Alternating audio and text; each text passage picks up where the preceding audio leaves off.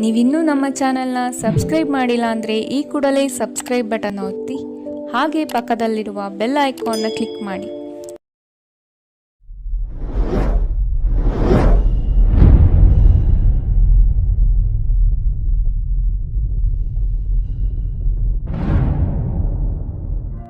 ಈ ರೀಡಿಂಗ್ ನಿಮಗೆ ಅನ್ವಯಿಸಿದರೆ ಅಥವಾ ರೆಸೊನೇಟ್ ಆದರೆ ಮಾತ್ರ ತೊಗೊಳ್ಳಿ, ಇಲ್ಲ ಅಂದರೆ ಬಿಟ್ಬಿಡಿ. ಇದು ಒಂದು ಜನರಲ್ ರೀಡಿಂಗ್ ಮಾತ್ರ ಆಗಿರುತ್ತೆ. ಕಾರ್ಡ್ಸ್ನ ಶಫಲ್ ಮಾಡಿದಾಗ ಫೆಬ್ರವರಿ ಮಂತಲ್ಲಿ ನನಗೆ ಫಸ್ಟ್ ಕಾರ್ಡ್ ಟೆಂಪ್ರೆನ್ಸ್ ಕಾರ್ಡ್ ಬಂದಿದೆ. ಟೆಂಪ್ರೆನ್ಸ್ ಕಾರ್ಡ್ ಬಂದಿರೋದ್ರಿಂದ ಸೊ ನೀವು ಏನೋ ಟ್ರೈ ಮಾಡ್ತಾ ಇದ್ದೀರಾ, ಸೊ ಯಾರನ್ನಾದ್ರೂ ಕೇರ್ ಮಾಡ್ತಾ ಇದ್ದೀರಾ ಅಥವಾ ನಿಮ್ಮನ್ನು ಯಾರಾದರೂ ಲವ್ ಆ್ಯಂಡ್ ಟೇಕ್ ಕೇರ್ ಮಾಡ್ತಾ ಇದ್ದಾರೆ. ಸೊ ಸೆಂಟರ್ ಇದ್ದೀರಾ, ಗ್ರೌಂಡೆಡ್ ಇದ್ದೀರಾ ಅಂತ ಹೇಳ್ಬೋದು ಸದ್ಯಕ್ಕೆ. ಬಟ್ ಬಿಗ್ಗರ್ ಆ್ಯಂಡ್ ಬ್ರೈಟರ್ ಫ್ಯೂಚರ್ನ ಕೂಡ ಇಂಡಿಕೇಟ್ ಮಾಡುತ್ತೆ temperance card. Very caring energy. ನಿಮ್ಮ ಸುತ್ತಮುತ್ತಲ ಇರೋರೆಲ್ಲರೂ ನಿಮ್ಗೆ ತುಂಬ ಕೇರ್ ಮಾಡ್ತಾ ಇದ್ದಾರೆ, ಅಥವಾ ನಿಮ್ಮ ಮನೇನ ಡೆಕೋರೇಟ್ ಮಾಡ್ತಾ ಇದ್ದೀರಾ, ಅಥವಾ ನೀವು ಕನೆಕ್ಟ್ ಆಗಿರೋ ವ್ಯಕ್ತಿ ನಿಮ್ಮನ್ನು ತುಂಬ ಕೇರ್ ಮಾಡ್ತಾ ಇದ್ದಾರೆ, ಅಥವಾ ನೀವು ಕೇರ್ ಮಾಡ್ತಾ ಇದ್ದೀರಾ. ಸೊ ತುಂಬ ಡ್ರೀಮ್ಸ್ ಇದೆ, ತುಂಬ ಕನಸುಗಳನ್ನ ಕಟ್ಕೊಳ್ತಾ ಇದ್ದೀರಾ. ನೀವು ಮೀನ ಅಥವಾ ಕಟಕ್ ರಾಶಿಯವ್ರ ಜೊತೆ ಕನೆಕ್ಟ್ ಆಗಿರ್ಬೋದು. ಟೆಂಪ್ರೆನ್ಸ್ ಕಾರ್ಡ್ ಬಂದಿರೋದ್ರಿಂದ ಹೇಳೋದಾದರೆ ಮೀನ ಅಥವಾ ಕಟಕ್ ರಾಶಿ, ನೀವು ಯಾವುದೇ ರಾಶಿಯವ್ರ ಜೊತೆ ಕೂಡ ನಾರ್ಮಲಿ ಕನೆಕ್ಟ್ ಆಗಿರಬಹುದು.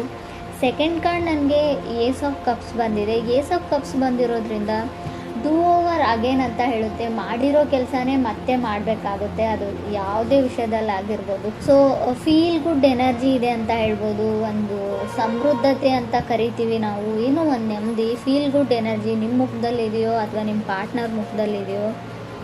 ತುಂಬ ಹೊಸ ವ್ಯಕ್ತಿಗಳ ಪರಿಚಯ ಆಗಿದೆ ಇತ್ತೀಚೆಗೆ, ಹೊಸ ಜಾಗದಲ್ಲಿ ಇರಬಹುದು ನೀವು. ಏಸ್ ಆಫ್ ಕಪ್ಸ್ ಇರೋದ್ರಿಂದ ಏಸಸ್ ಯಾವಾಗಲೂ ನ್ಯೂ ಸ್ಟಾರ್ಟ್ನ ರೀಪ್ರೆಸೆಂಟ್ ಮಾಡುತ್ತೆ. ಸೊ ನಿಮ್ಗೆ ಯಾರಾದರೂ ಲವ್ಡ್ ಒನ್ಸ್, ನಿಮ್ಗೆ ಇಷ್ಟ ಆಗಿರೋ ವ್ಯಕ್ತಿ ಸೊ ಮೆಸೇಜ್ ಮಾಡ್ಬೋದು, ನೀವು ಯಾರಿಗಾದ್ರೂ ಮೆಸೇಜ್ ಮಾಡ್ಬೋದು. ಕಮ್ಯುನಿಕೇಷನ್ ಇದೆ ಅಂತ ಸೆಕೆಂಡ್ ಕಾರ್ಡ್ ಹೇಳುತ್ತೆ. ತುಂಬ ಲವೇಬಲ್ ಮೆಸೇಜಸ್ ಪಾಸ್ ಆಗ್ತಾ ಇದೆ ಅಂತ ಕೂಡ ಹೇಳ್ಬೋದು. ಥರ್ಡ್ ಕಾರ್ಡ್ ನನಗೆ ಟೂ ಆಫ್ ಸಾರ್ಡ್ಸ್ ಬಂದಿದೆ. ಸೊ ಯಾರೋ trying to become a patience ಅಂತ ಟ್ರೈ ಮಾಡ್ತಾ ಇದ್ದಾರೆ. ಸೊ ಹೇಗೆ ತಾಳ್ಮೆಯಿಂದ ನಡ್ಕೊಳ್ಬೇಕು ಅಂತ ಕಲಿತಾ ಇದ್ದಾರೆ. ಸೊ ಕಂಟ್ರೋಲಿಂಗ್ ಎನರ್ಜಿ ಇದೆ ಅಂತ ಹೇಳ್ಬೋದು. ನೀವು ಅಥವಾ ನೀವು ಕನೆಕ್ಟ್ ಆಗಿರೋ ವ್ಯಕ್ತಿ, ಅದರ್ ಪರ್ಸನ್ ಕೂಡ ಇದಾಗಿರ್ಬೋದು. ಮುಂಚೆ ಎಲ್ಲದಕ್ಕೂ ಸಿಟ್ಟು ಮಾಡ್ಕೊಳ್ತಿರೋ ವ್ಯಕ್ತಿ, ಕೋಪ ಮಾಡ್ಕೊಳ್ತಿರೋ ವ್ಯಕ್ತಿ ನಿಮ್ಮ ಜೊತೆ ಕನೆಕ್ಟ್ ಆದಮೇಲೆ ಸ್ವಲ್ಪ ತಾಳ್ಮೆನ ಕಲಿತಾ ಇದ್ದಾರೆ, ಸ್ವಲ್ಪ ಕಾಮ್ ಆಗಿರೋದಕ್ಕೆ ಟ್ರೈ ಮಾಡ್ತಾ ಇದ್ದಾರೆ ಅಂತ ಹೇಳ್ಬೋದು. ಫೋರ್ತ್ ಕಾರ್ಡ್ ನನಗೆ ಫೋರ್ ಆಫ್ ಸಾರ್ಡ್ಸ್ ಬಂದಿದೆ. ಯಾರಿಗೂ ಭಯ ಇದೆ, ಫಿಯರ್ ಇದೆ, ಸ್ವಲ್ಪ ಭಯ ಆಗುತ್ತೆ. ಓವರ್ ಥಿಂಕಿಂಗು, ಪದೇ ನಡೆದೋಗಿರೋ ಘಟನೆ ಬಗ್ಗೆ ತುಂಬ ಅತಿಯಾಗಿ ಯೋಚನೆ ಮಾಡ್ತಾರೆ ಅಂತ ಹೇಳ್ಬೋದು. ಈ ಥರ ಕ್ಯಾರೆಕ್ಟರ್ ನಿಮ್ದಿದೆಯೋ ಅಥವಾ ಅದರ್ ಪರ್ಸನ್ಸ್ ಇದೆಯೋ. ಬಟ್ ಏಟ್ ಆಫ್ ಸಾರ್ಟ್ಸ್ ಕೆಲವೊಮ್ಮೆ ಚೇಂಜ್ ಆಗಿರೋ ವ್ಯಕ್ತಿನ ರೀಪ್ರೆಸೆಂಟ್ ಮಾಡುತ್ತೆ. ಇತ್ತೀಚೆಗೆ ನೀವು ತುಂಬ ಚೇಂಜ್ ಆಗಿದ್ದೀರೋ ಅಥವಾ ನೀವು ಕನೆಕ್ಟ್ ಆಗಿರೋ ವ್ಯಕ್ತಿ ಚೇಂಜ್ ಆಗಿದ್ದಾರೋ ಅಥವಾ ಕನೆಕ್ಟ್ ಆಗಬೇಕು ಅಂದ್ಕೊಂಡಿರೋ ವ್ಯಕ್ತಿ. ಸೊ ಯಾರೋ ಡೇಟ್ಗೆ ಹೋಗ್ತಾ ಇದ್ದೀರಾ, ನೀವು ನಿಮ್ಮ ಗರ್ಲ್ಫ್ರೆಂಡ್ನ ಡೇಟ್ಗೆ ಕರೀತಾ ಇದ್ದಾರೆ, ಅವರು ನಿಮ್ಮ ಜೊತೆ ಮೀಟ್ ಆಗ್ತಾ ಇದ್ದಾರೆ. ಸೊ ತುಂಬ ಫ್ರೆಂಡ್ಲಿ ಕ್ಯಾಜುವಲ್ ಕಾನ್ವರ್ಸೇಷನ್ ಇದೆ ಅಂತ ಹೇಳ್ಬೋದು. ಕಮ್ಯುನಿಕೇಷನ್ ಆದರೂ ಕೂಡ ತುಂಬ ಕ್ಯಾಜುವಲ್ ಫ್ರೆಂಡ್ ಥರ ಅವ್ರು ನಿಮ್ಮನ್ನು ಟ್ರೀಟ್ ಮಾಡ್ತಾರೆ, ನೀವು ಅವ್ರನ್ನ ಒಂದು ಗುಡ್ ಫ್ರೆಂಡ್ ಥರ ಟ್ರೀಟ್ ಮಾಡ್ತೀರಾ ಅಂತ ಹೇಳ್ಬೋದು. ಫಿಫ್ತ್ ಕಾರ್ಡ್ ನನಗೆ ಸಿಕ್ಸ್ ಆಫ್ ಕಪ್ಸ್ ಬಂದಿದೆ. ಸಿಕ್ಸ್ ಆಫ್ ಕಪ್ಸ್ ಕೆಲವೊಮ್ಮೆ ಸಿಕ್ಸ್ತ್ ಪ್ಲೇಸಲ್ಲಿ ಬಂದರೆ, ಅದು ಕೂಡ ಏಟ್ ಆಫ್ ಸೋರ್ಟ್ಸ್ ಆದಮೇಲೆ ಬಂದರೆ ಫ್ಲರ್ಟಿಂಗ್ ಎನರ್ಜಿ ಅಂತ ಹೇಳ್ತೀವಿ. ನೀವು ಯಾರ ಜೊತೆನಾದರೂ ಫ್ಲರ್ಟ್ ಮಾಡ್ತಾ ಇದ್ದೀರೋ ಅಥವಾ ನಿಮ್ಮ ಜೊತೆ ಯಾರಾದರೂ ಫ್ಲರ್ಟ್ ಮಾಡ್ತಾ ಇರ್ಬೋದು. ಕೇರ್ಫುಲ್ಲಾಗಿರಿ. ಸೊ ಅವ್ರಿಗನ್ಸುತ್ತೆ ನಾನು ಫ್ರೆಂಡ್ ಮಾಡ್ಕೊಳ್ತಾ ಇದ್ದೀನಿ, ಕ್ಯಾಶುವಲ್ ಫ್ರೆಂಡ್ಸ್ನ ಮಾಡ್ಕೊಳ್ತಾ ಇದ್ದೀನಿ ಅಂತ ಅವ್ರು ಥಿಂಕ್ ಮಾಡ್ತಾ ಇರ್ಬೋದು. ಬಟ್ ಬೇರೆಯವರು ಅಥವಾ ನೀವಾಗಲಿ ಯಾರಾದರೂ ಇಬ್ಬರಲ್ಲೊಬ್ಬರು ಸೀರಿಯಸ್ ಆಗಿದ್ದೀರಾ ಅಂತ ಕೂಡ ಹೇಳುತ್ತೆ ಎನರ್ಜೀಸು. ಸ್ವಲ್ಪ ಕೇರ್ಫುಲ್ ಆಗಿರೋದು ಒಳ್ಳೆಯದು. ಸೆವೆಂತ್ ಕಾರ್ಡ್ ನನಗೆ ಫೋರ್ ಆಫ್ ಪೆಂಟಿಕಲ್ಸ್ ಬಂದಿದೆ. ಹೋಲ್ಡಿಂಗ್ ಬ್ಯಾಕ್, ಯಾರೋ ಯಾರಿಂದನೂ ದೂರ ಸರಿತಿದ್ದಾರೆ ಅಂತ ಅಂದ್ಕೊಳ್ಬೋದು. ಡಿಸಿಷನ್ನ ತೊಗೊಳ್ಳೋದ್ರಲ್ಲಿ ಲೇಟ್ ಮಾಡ್ತಾ ಇದ್ದೀರಾ, ನೀವು ಅದರ್ ಪರ್ಸನ್ನು ಆ ವ್ಯಕ್ತಿಯಿಂದ ದೂರ ಆಗ್ತಾ ಇದ್ದೀರಾ, ಸ್ವಲ್ಪ ಕಾಂಟ್ಯಾಕ್ಟ್ನ ಮಿಸ್ ಮಾಡ್ಕೊಳ್ತಾ ಇದ್ದೀರಾ ಅಂತ ಹೇಳ್ಬೋದು. ಏಟ್ ಕಾರ್ಡ್ ನನಗೆ ಟವರ್ ಕಾರ್ಡ್ ಬಂದಿದೆ. ಟವರ್ ಕಾರ್ಡ್ ಬಂದಿದೆ ಅಂತ ಭಯ ಪಡೋ ಅಗತ್ಯ ಇಲ್ಲ. Sometimes tower cards temperance card ಜೊತೆಗೆ ಬಂದರೆ ಖಂಡಿತವಾಗ್ಲೂ ಡಿಲೇ ಅಂತ ಹೇಳ್ತೀನಿ. ಯಾವುದೇ ವಿಷಯದಲ್ಲಾಗಿರ್ಬೋದು, ರಿಲೇಷನ್ಶಿಪ್ ವಿಷಯದಲ್ಲಾಗಿರ್ಬೋದು, ನೀವು ಮನೆ ಕಟ್ತಾ ಇದ್ದರೆ, ಏನಾದರೂ ಖರೀದಿ ಮಾಡ್ತಾ ಇದ್ದರೆ, ಯಾವುದಾದ್ರೂ ಇವೆಂಟ್ ಇದ್ದರೆ, ಎಲ್ಲಿಗಾದ್ರೂ ಹೋಗಬೇಕು ಅಂದ್ಕೊಂಡಿದ್ರೆ ಎಲ್ಲದರಲ್ಲೂ ಡಿಲೇನ ಸಡನ್ ಅನ್ಎಕ್ಸ್ಪೆಕ್ಟೆಡ್ ಡಿಲೇ ಅಂತ ಹೇಳ್ಬೋದು.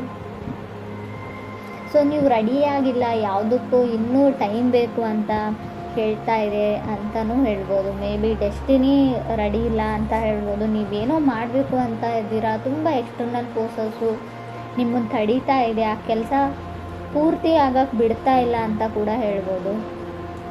ಸೊ 9th ಕಾರ್ಡ್ ನನಗೆ ಹ್ಯಾಂಗ್ ಮ್ಯಾನ್ ಬಂದಿದೆ. ಹ್ಯಾಂಗ್ ಮ್ಯಾನ್ ಕೂಡ ಅದನ್ನೇ ಹೇಳುತ್ತೆ, ಎಲ್ಲ ಕೆಲಸಗಳು ನಿಧಾನವಾಗಿ ಆಗುತ್ತೆ, slow and steady wins the race ಅಂತ ಹೇಳ್ತೀವಿ. ಎಷ್ಟೇ ನಿಧಾನವಾಗಾದರೂ ಕೂಡ ಕೆಲಸ ಕಂಪ್ಲೀಟ್ ಆಗುತ್ತೆ ಅಂತ ಹೇಳ್ಬೋದು.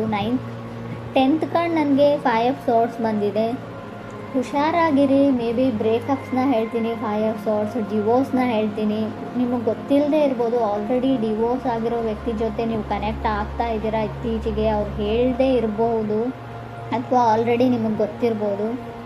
5 ಆಫ್ ಸಾರ್ಟ್ಸ್ ಕೆಲವೊಮ್ಮೆ ಮನೆಯಲ್ಲಿ ಡ್ರಾಮಾ ಫೈಟ್ಸ್ನ ರೀಪ್ರೆಸೆಂಟ್ ಮಾಡುತ್ತೆ, ಸಣ್ಣ ಪುಟ್ಟ ಜಗಳನೂ ದೊಡ್ಡದಾಗಿ. ಸೊ ಮೇ ಬಿ ಡಿವೋರ್ಸ್ವರೆಗೂ ಹೋಗಿರ್ಬೋದು.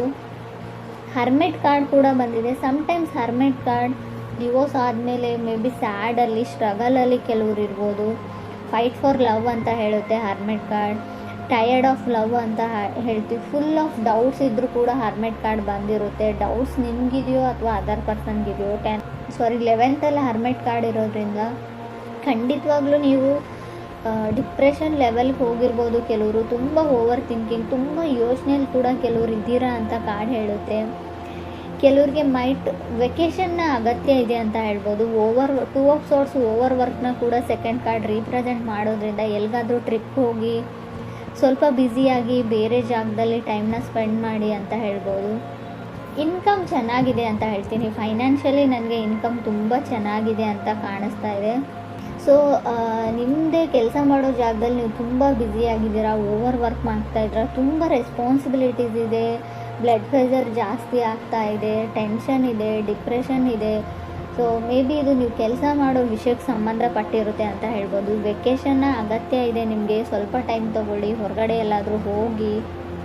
ಸೊ ಕೆಲವ್ರು ರೆಡಿಯಾಗಿದ್ದೀರಾ, ಕೆಲವ್ರದ್ದು ಮದುವೆ ಕೂಡ ಫಿಕ್ಸ್ ಆಗಿದೆ ಅಂತ ಅಂದ್ಕೊಳ್ತೀನಿ ನಾನು. ಏಸ್ ಆಫ್ ಕಪ್ಸ್ ಇರೋದ್ರಿಂದ ಆಲ್ರೆಡಿ ಮದುವೆ ತುಂಬ ರೀಸೆಂಟಾಗಿ ಮದುವೆ ಆಗಿರ್ಬೋದು. 15 days 1 ಮಂತಲ್ಲಿ ಕೆಲವ್ರು ಮದುವೆ ಇರ್ಬೋದು ಮುಂದೆ, ಅಥವಾ ಆಲ್ರೆಡಿ ಮದುವೆ ಆಗಿರಬಹುದು ಅಂತ ಹೇಳ್ತಾ ಇದೆ. ಮೇ ಬಿ ಇದು 1.5 ಡೇದು ಕೂಡ ನಾನು ಕೌಂಟ್ ಮಾಡ್ತೀನಿ. 2 days ಆಯಿತು, 1 days ಆಯಿತು, ಗೊತ್ತಿಲ್ಲ ನನಗೆ. ನಾನು ರೀಡಿಂಗ್ ನೋಡುವಾಗ ಇದು ನಿಮ್ಗೆ ಅನ್ವಯಿಸುತ್ತೆ ಅಂತ ಅಂದ್ಕೊಳ್ತೀನಿ.